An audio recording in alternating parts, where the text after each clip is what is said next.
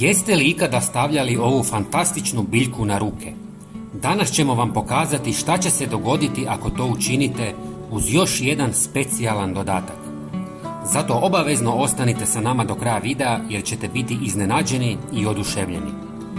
Prvo što će vam trebati je jedna žlica suhe koprive, odnosno čaja od koprive kojeg ćete samljeti u mlincu.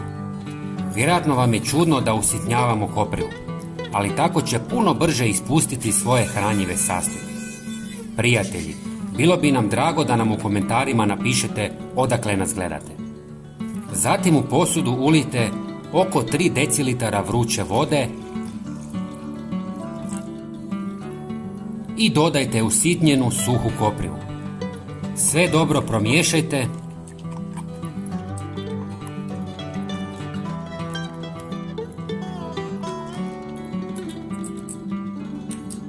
Poklopite i ostavite da se ohladi.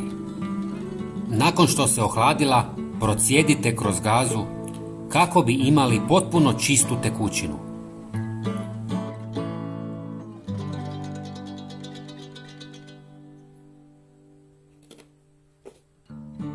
Pogledajte ovu predivnu boju.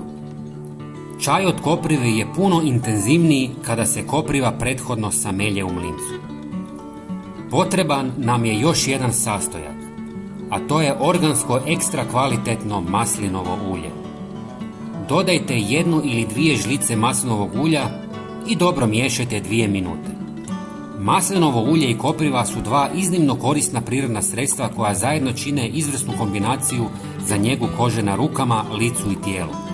Maslinovo ulje pruža intenzivnu hidrataciju i hrani kožu zahvaljujući svojim bogatim masnim kiselinama. Njegova antioksidativna svojstva pomažu u zaštiti kože od slobodnih radikala, usporavajući proces starenja. S druge strane, kopriva, poznata po svojim protuupalnim svojstvima, umiruje kožu i pomaže u smanjenju iritacija. Njezina regenerativna moć doprinosi obnavljanju kože, ostavljajući ju zdravom i sjajnom.